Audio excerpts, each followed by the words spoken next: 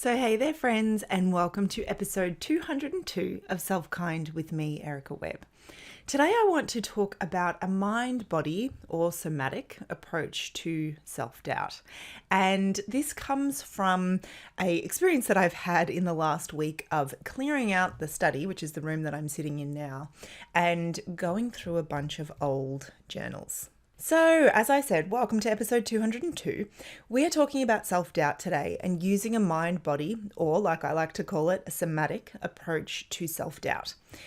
I spent a whole bunch of hours last week clearing out the room that I'm sitting in at the moment. And I would call it a somewhat incomplete job because there's still a few things that I didn't go through that, will be there another time for me to navigate. But I did go through a bunch of stuff that I had put off going through for a really long time. Some of it was the paperwork from some of my studies that I've done in the past, and a whole bunch of it was old journals and diaries that I just kind of put on a shelf and left there. Oh, it was confronting. I'm not going to lie. I just didn't enjoy going through it at all.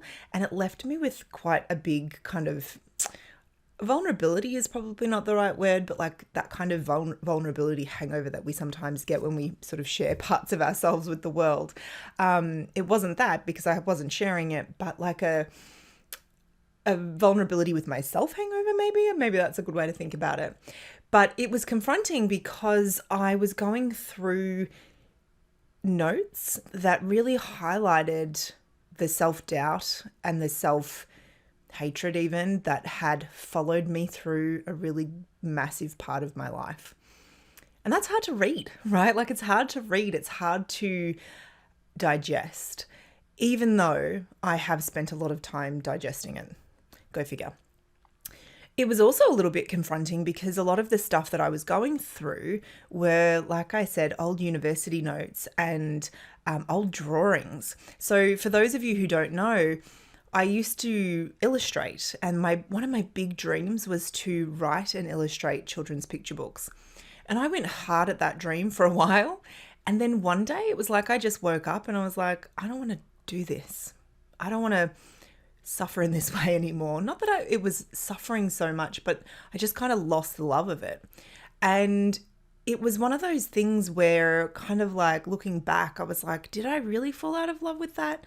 You know, there was an element of I don't know, like questioning whether or not I did the right thing. And that can be hard. I also was going through notes, like I've done a lot, right? I'm 40 years old and I have done a lot in my life. One of the things that I have not shied away from is kind of like following my heart and doing things that feel like a good fit at the time. However, I have some feels about that because sometimes it can make me feel like I'm kind of a bit fickle or flighty. So I also had this dream of being a writer. And so I went back to university to get my master's of writing. And I mean, I write all the time still, but it doesn't align with that dream that I had of like writing novels and things like that. Again, one of those dreams that I was like, do I want to work for this? And the answer it turned out was like, no, or at least not right now. And so there was just some feelings, right, that came up in this process of going through decluttering. And I spoke to Virginia Wells recently on the podcast. And if you haven't listened to that episode yet, I'll link it in the show notes. But we talked about decluttering. She's a professional organizer. And that was really what sort of kicked off this little thing that I did in this room. And I'm going to get Virginia back at some point to talk more about this because, gosh, you know, the element of, like it would be just so easy to just not do this, right? Like to just not face up to some of this stuff. So that was kind of the inspiration for this episode. And what I want to bring this back to is, like I said in the intro, a mind-body approach to navigating self-doubt. Because we will have self-doubt probably for the duration of our lives, right? What I was really cognizant of when I was going through all these notes was that the theme of my self-doubt and self-hatred, when I would describe what I was experiencing as that, was the same. Like, it's always had the same flavor, the same theme, that I'm not good enough, not trying hard enough, not there yet, wherever there is. For, just kind of needing to get it together. Like, come on, you're not trying hard enough. And that theme, if I'm really honest, is the same one that will still come up now. The difference, however, is that I don't let it drive me anymore. It's not the thing that determines how I behave, at least not all of the time. I'm sure that there are times where it does and I'm not really thinking about it, but on a conscious level, those thoughts, those self-doubt thoughts are no longer the things that drive. They're no longer in control. I don't let them turn me into like a self-loathing puddle. But that was kind of what I did, for many years prior. And so what I thought is that it would be useful to share some tips around a mind-body approach for navigating this. Because on reflection, looking back and seeing that, like, oh my goodness, I've been having these same thoughts for like 30 years. Ugh, like, geez, man, that's a long time to be navigating and dealing with the same stuff over and over and over again. And so we have to recognize that from a brain sort of science point of view, that repetition is normal. And that kind of familiarity of thinking is normal. And so if that's true, we can't just kind of hope that the thoughts and the thinking will change. We have to do something different in order to experience a different outcome. So that's what I want to share today. And it's a very mind-body approach, a somatic approach. And a reminder, actually, before we go any further, of what I mean when I say somatics. Somatics is a word that ultimately means pertaining to the body. The way that I was taught what somatics means, or soma means, is a little bit more nuanced than that. And it really refers to our internal experience of ourselves. So feeling, sensing, noticing ourselves from the inside out. And what that encapsulates is not just our physical experience of like, this is what I sense and feel in my body, but also like what we sense, what we notice in our mind, all of the kind of, so it brings into sort of that sort of physical and emotional elements, which is cool because who else has that information? Who else has access to that experience? Literally no one but you. And so it allows us to take a lot of responsibility for our own experience, which is a really powerful thing. So I really have one tip, but it's a bit long. So we'll call it one tip, but it's probably got multiple tips kind of in there with it. So here's the tip. It's to stop asking if those thoughts are true. One of the things that's really interesting, and I'll get to why this can be a somatic practice in a minute, but often it can be helpful to fact check. Why is that hard to say? Often it can be helpful to fact check our thoughts, because some of the stuff that our mind comes up with is just straight out not true, right? The trouble can be, though, when we are sort of stuck in this repetitive mode, right? Or we're kind of dancing with some self-loathing, some self-hatred, some self-doubt, some self-disappointment. There can be kernels of truth in those thoughts that you're having, right? Whether it's because they feel true, right? It just feels like it's true, even if objectively you know it's not. Or there might be some actual tangible evidence that shows you, well, like, hey, no, this, like, there is some truth to this. An example of that might be if we're tying up our worth, which, spoiler alert, we all do this.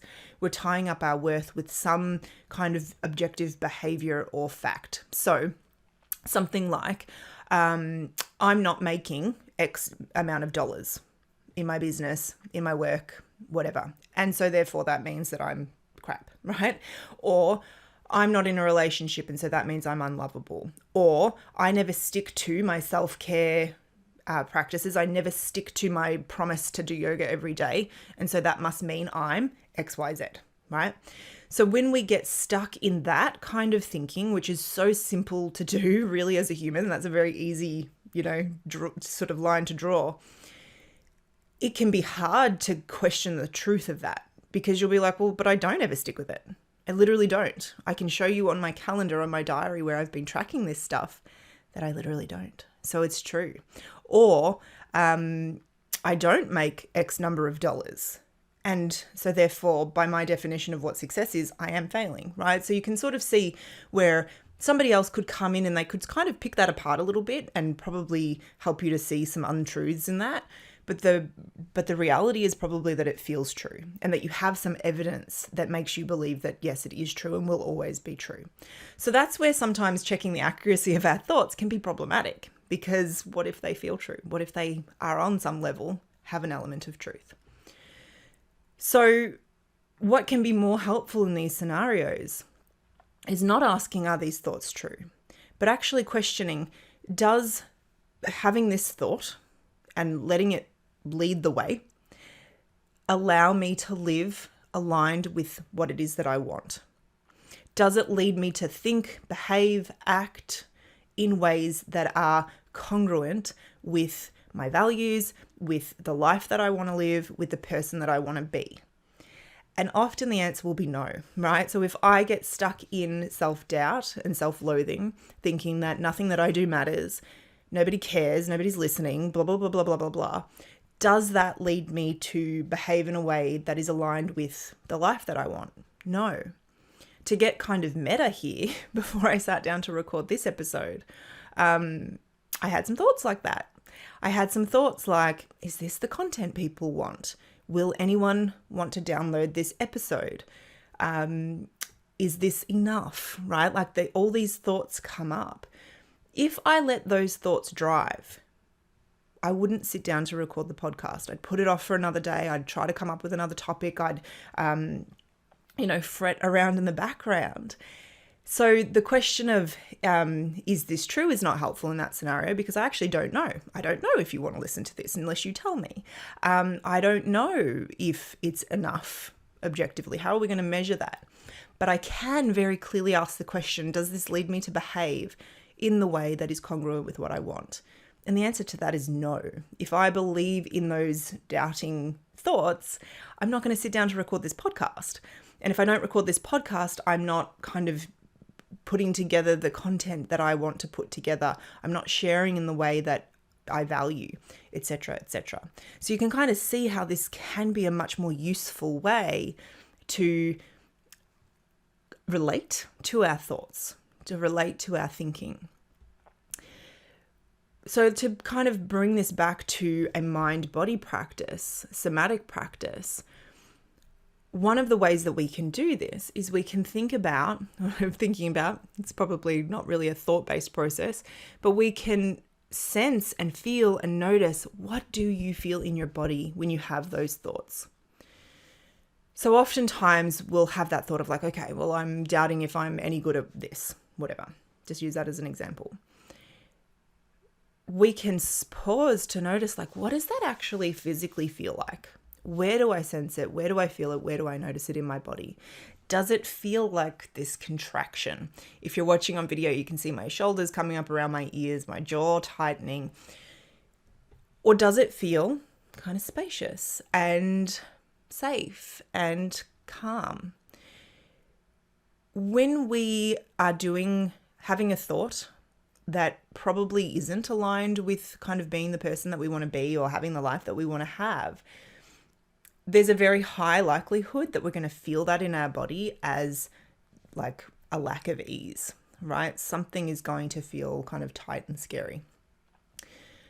There's an element of threat, right, in that, because there's like a lack of congruence with what it is that we want. Well, I want to pause here though and kind of give you a little bit of a, what might sound very contradictory, but it's a bit of a caveat. When you then decide to act in a way that is more congruent with your values in the life and the person you want to be, you still might have a level of like, ooh, because it's new, potentially, right? And so we want to get as skilled as we can at noticing the difference between like, I'm sort of just stepping outside of my comfort zone here and this is like exciting but maybe a little bit scary, versus the feelings that I'm having are completely sort of pointing out the misalignment or the lack of congruence between, you know, what I'm thinking and what I want. So it's not this super clear cut, like, oh, I feel contracted and I feel a little bit fearful, so therefore this must be wrong. Nothing's ever that simple, is it? So there is a level of like nuance and all of that comes with that noticing. So just keep that in mind as we keep talking. But I love to use the body for clues in this way, because sometimes we will not consciously be aware of how our thoughts are affecting how we feel. But our body just simply does not lie, right? I feel my body quite tense at the moment, actually, and not because of the content that I'm sharing, but because it's been a really challenging week. And, you know, my skin has broken out, my shoulders are really tight. I've noticed I've been clenching my teeth. And yet, when people have asked me how I am, I'm fine, right? Like my kind of like not objective, but my subjective experience is that I actually feel okay. But my body is telling me that maybe I'm not being completely honest with myself. And I don't love giving these, making these comments without context, but because it kind of feels a little bit like a draw for attention, which it's not intended to feel like that. But some of you will have heard me talk on previous podcast episodes about the fact that my mum has a form of dementia. And this week, that has been hard. So that's what I'm referring to when I say it's been a challenging week. It's been a challenging week watching her deteriorate. That was the wrong emphasis.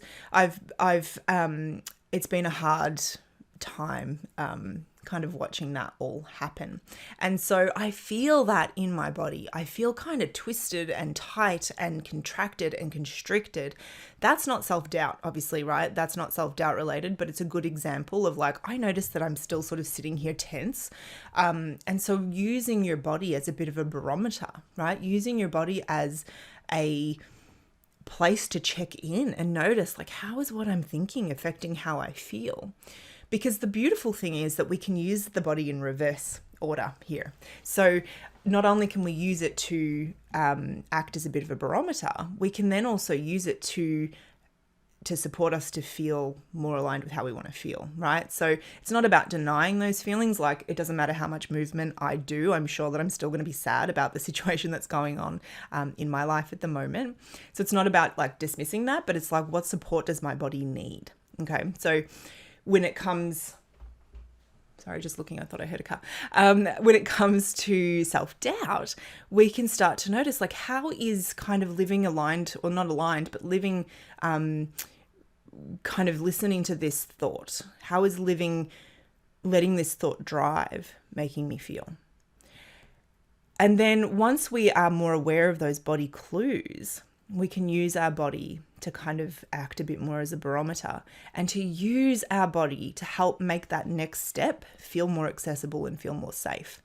Because ultimately, your brain is just a threat scanning machine. It's constantly looking for like, how are things going to come and like eat me, scare me, take my food, etc. And so we can use our body to help us feel safer in taking those next steps that are perhaps a little foreign because we haven't done them before, because we've been letting our self-doubt drive. So this is where we can move, we can breathe, we can create space, we can shift tension, we can melt some tension through somatic work and other movements, to help our body and our mind to feel that sense of safety as we take maybe some different steps towards something, some action, thought, belief, idea that feels more aligned with the person we want to be, the life we want to have. Because self-doubt will keep us just kind of paddling, right? It'll keep us in the same place, which isn't a problem unless it's a problem, right? So I pause. I think that this is a huge topic, right? Self-doubt is a huge topic, and I feel like it is a little adjacent to this idea of like imposter syndrome. It's definitely adjacent to the idea of like self-loathing and even self-hatred. And all of these, I think, still come back to this idea of choosing to love yourself first. And I've done multiple episodes on this recently, so I won't sort of go too deeply into this, but it still comes back to that desire, that foundation of wanting a kind and loving relationship with yourself. I will add here that one more kind of layer to this is to look outside of yourself too for things that matter. So this somatic approach, we can get very introverted in that process, right? We're sensing, we're feeling, we're noticing how we feel. We're kind of choosing, what is it that I want to move towards? What are my values? What matters to me? And we can also look outside of ourselves for things that matter. We can be intentional in seeking our joy. We can smile at people. We can learn something new. We can challenge ourselves to sort of look for adventure and connection with other people. And all of it comes back to that foundation of wanting a best friend, loving, kind relationship with yourself. And that kind of can become like our North Star. That can become our kind of like leading value. I may not feel loving towards myself today. I may well be having a lot of feelings of self-doubt. I may well be having a lot of feelings of tension in my body. But I want to be led by that value of having that best friend, loving, kind relationship with myself. And so what is going to allow me to move towards that? The self-doubt doesn't have to disappear in order to make decisions that move you more closely, aligned with your values. And I think that's the thing that probably is the most challenging to wrap one's head around, because I think we spend a lot of our time just hoping and wishing and even practicing those self-doubting thoughts away. But what if we didn't fight them so hard? We simply asked, does this move me in the direction of where I want to go? And it doesn't have to disappear in order for you to take actions that are aligned with where you want to go. Which is surprising perhaps, but true. We do not have to make those thoughts disappear, and the harder that you try to make those thoughts just simply go away, most likely the more persistent they're going to be, because they're not reflections of your truth or who you are or your failings or your anything, right? Thoughts are just products of our brain. And so if we fight them, we're fighting the wrong fight. We're fighting in the wrong place. We're focusing in the wrong place. Those thoughts can stay if they need to, but we do not have to let them drive. We do not have to leave them in charge, right? We don't have to give them the keys to the place and tell them the security code for the alarm system. They can just kind of be there, right? But they're not in charge. And maybe they do dissipate over time. It's highly likely that they will in some way, shape or form, but it isn't the sort of foundation goal. So that is my long-winded one tip for a somatic mind-body approach to managing self-doubt. And ultimately what it comes down to is being in connection with yourself, being committed to the kind of relationship that you want to have with yourself, and moving in the direction of what it is that you ultimately want and what feels aligned with your values, what matters to you, and the person that you want to be. I help people unpack this stuff in my one-on-one sessions. So I had, interestingly, so my self-doubt will often come up when I start to talk about like how people can specifically work with me. This is a very meta way of talking about this idea, but absolutely that is one of the times where for me I'll be like, oh, what if I start talking about this and then people don't like me, right? But here's the thing. If I don't share that, I am not living aligned with the life that I want, which is this business that I run, right? Which is supporting other people to navigate this human stuff that can feel so hard. So I only share that with you as a kind of like meta way of explaining this whole idea and this whole process. But if you want support to work through this, this is some of the work that we can do together in one-on-one sessions. They're holistic counseling sessions, which are ultimately this mind-body approach, where we don't really see one of those sort of entities, like we don't see your mind or your body as working in isolation from the other. We see the way that they interact, intertwine, and influence each other. And we can unpack some of this stuff together. We can navigate, like, how do you live a life more aligned with the values that matter to you? How do you navigate the self-doubt, the self-loathing, the anxiety that comes up with some of this stuff? How do you feel more loving towards yourself? So if this is something that you're listening and you're thinking, oh, this is what I need to work through, I would love you to reach out if you think that I would be a good fit to work with you. And if you're not 100% sure, you can also book a free 15-minute good fit call. This is also sort of the foundation of what we do inside the SelfKind Hub, which is more of a DIY kind of process. So it's a monthly membership, and we do monthly masterclasses where we talk about different mind-body topics and tools and techniques that you can use for working with them. And there's a huge library of movement classes, somatics, Pilates, yoga, all very gentle, all very gentle. I wanted to use another synonym for gentle, but here we go, gentle. And it's kind of more a DIY version of support. So if either of those feel like a good fit for you, or you just kind of want to find out like which one would be better, you can absolutely book a free 15-minute good fit call with me. I will pop links to the website in the show notes. You can also DM me over on Instagram if you have questions. You'll find me at Erica Webb _selfkind. But until next week, when I will be sharing a guest episode, which will be awesome, so stay tuned for that. Have a wonderful week. Lead with kindness and love towards yourself. It matters, and I will talk to you again really soon.